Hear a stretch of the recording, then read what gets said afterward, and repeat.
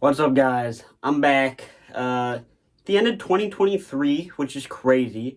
It was a pretty insane year. I now technically live in Boston, even though I'm home for the holidays, so that's been awesome. Hope everyone had a great year and is looking forward to the new year, 2024. Hope everyone had a great Christmas, all of that. You know what time it is. It's time for me to return to YouTube once again to give you the top 10 movies of the year for me.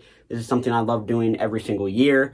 And 2023 was, I would say, a step down from last year in terms of movies, at least for me personally, but there was still a lot of great stuff that came out, a lot of great stuff that I saw, and I want to talk about it all. Now, just a couple prerequisites that I got to go over. I didn't see every movie this year, so there's a chance that I missed something that would absolutely have been in this list. And also, these are just my personal picks. These are the movies that meant the most to me or did the most for me. And I want to see your list too, so put them down below in the comments. But let's get started with some honorable mentions. Some honorable mentions, these are films that are all great, but just missed the cut for me. Talk to Me was an awesome horror movie that came out this year that I love. Joyride was a super fun comedy. Killers of the Flower Moon, Scorsese in his old age made another great film that I really appreciated. Anatomy of a Fall was super interesting, a little bit on the long side, but loved it. The Iron Claw with Zac Efron, Jeremy Allen White, loved it. Super sad, but super well done, emotional story. And unfortunately, just missing my top 10 was Guardians of the Galaxy Volume 3, a great comic book movie in a year with not many of them. James Gunn did it again and gave us a very fitting conclusion to the Guardians of the Galaxy MCU trilogy. Starting the list off, though, at number 10 for me is going to be Ben Affleck's Air. Now, I get it. It's a dad movie. It's about basketball. This movie's kind of made for me, guys. It's the story of how Nike signed Michael Jordan to his legendary shoe contract, and I just think it's an absolute blast to watch. I've already rewatched it, and I loved it just as much. Matt Damon's great in it. Viola Davis is great in it. She's probably the best performance in the movie, but it just runs so smoothly, it's so well paced, and it's so engaging for a basketball fan like me. I loved Air, and it comes in at number 10. At number 9 is Alexander Payne's The Holdovers. This was a huge hit, especially in Boston, where I was at the time it came out. I didn't get to watch it until this Christmas with my family, and my whole family loved it. It was a perfect Christmas Day movie. It has so many emotions. All the performances are great. The dynamics between the characters are awesome. It has super fun, chill winter vibes and aesthetics. You see not only kind of upstate Massachusetts, but they go to Boston, which is awesome. And it maybe is one that I won't be revisiting a ton if it's not around the holiday season. I know for some people this movie hit on an even greater level than it did for me, but I still loved it. I went through the journey with them. It was structured really interestingly. Paul Giamatti is fantastic. He should be nominated for an Oscar this year. I fully support that because I think he's great. And everyone in it's great. Everyone looks like they're having a good time, and I definitely had a good time watching it. The Holdovers at number 9. And number 8 is going to be one of the bigger surprises for me, Godzilla Minus One. I thought this movie was awesome. I've been a pretty big Godzilla fan for a lot of my life. My dad and I used to watch all the old movies when I was younger, but this is probably the best Godzilla movie I've seen in the past 10 years or so. It delivers on not only action and visuals, which are incredible, but a true story that makes you care about human characters. That's something I feel like has been missing from Godzilla movies of the past. And in this one, I was really invested in the story and what was going on. There's some really great actual wartime dynamics that the film goes into, sort of similar to the really old stuff like the original Godzilla movie. This feels like a great homage to that while also standing on its own. And some of that stuff in the third act is just incredible. The score, the music, the characters, it all works. And it was really surprising and delightful to see.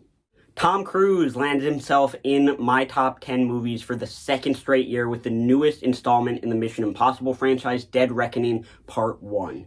While I don't think this movie reached the levels of the last Mission Impossible, Fallout, it was still an absolute blast to watch in the theaters, and while it is too long, and I could kind of feel that runtime, it makes pretty good use of it. That third act, especially with the train sequence, is just, I was glued to the screen. Tom Cruise and his team continue to find ways to make action feel new and exciting, and it's one of those movies that I feel like doesn't get made that much anymore, and I really appreciated it and loved it for that. And I'm looking forward to seeing the conclusion of this story in part 2. At number 6 is Greta Gerwig's Barbie. This was one I was so excited for. I thought the trailers looked super fun. The whole Barbenheimer event was just awesome for moviegoers everywhere. And Barbie delivered. I think it is such a fun movie, fun directing, fun performances. It was an absolute joy to just sit in the theater and watch it play out.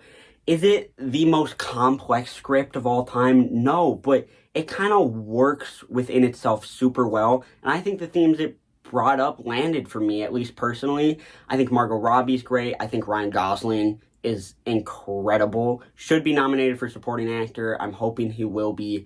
But I just think Barbie was a really important movie for so many people this year. And at least for me, it was just a blast to watch. And I can't wait to put it on again. At number 5, maybe a controversial pick, but Maestro, Bradley Cooper's new film about composer and conductor Leonard Bernstein. I watched this with my mom, and we both loved it. Maybe it's Oscar bait. Maybe Bradley Cooper's trying and throwing stuff out too hard to win an Oscar. But for me, it worked. I felt like this was the perfect character for him to portray in this sort of way. Carey Mulligan outshines Bradley Cooper in the film. She's terrific.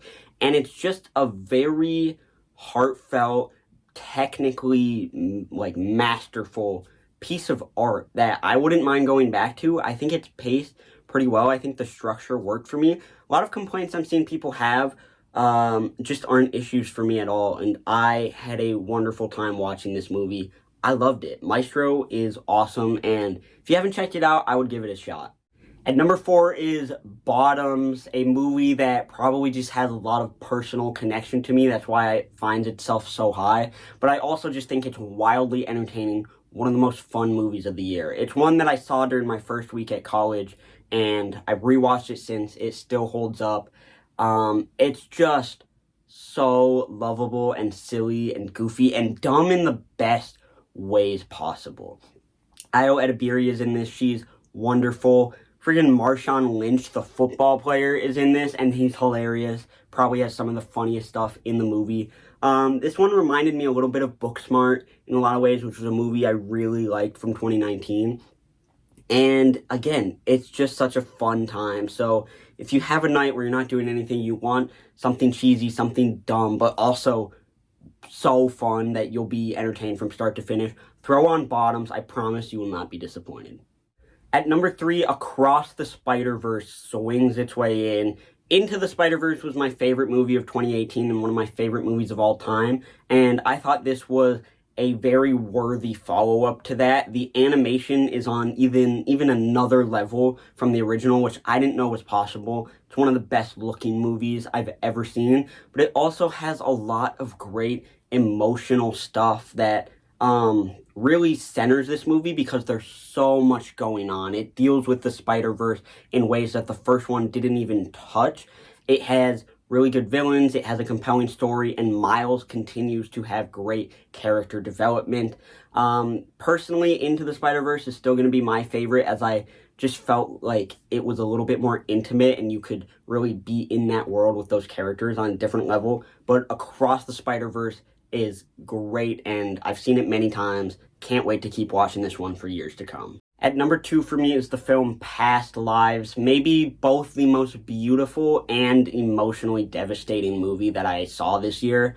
I watched this one at college with all my friends, and by the end of it, we were sobbing. It is a directorial debut from Celine Song, who I have so much praise for because I can't believe this is a directorial debut. It not only looks excellent, it is layered with such emotion and tenderness and sincerity that it makes you feel every single beat of the movie. Even though it is a pretty straightforward script, it's kind of just a, right person, wrong time, romance drama, but I cannot explain to you how hard this hit me. It's one that I don't really want to go back to again, but I know I'm going to be thinking about for a very, very long time. Please seek out Past Lives if you haven't. It is an emotional journey, but one that you won't regret.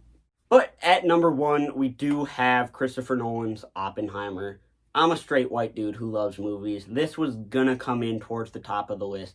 And for me, it's just the movie I've thought about the most since I've seen it. I can't believe what Christopher Nolan, Cillian Murphy, and the ensemble are able to do here. It's a 3 hour long, half black and white biopic about J. Robert Oppenheimer, and it works on every level. The pacing is incredible.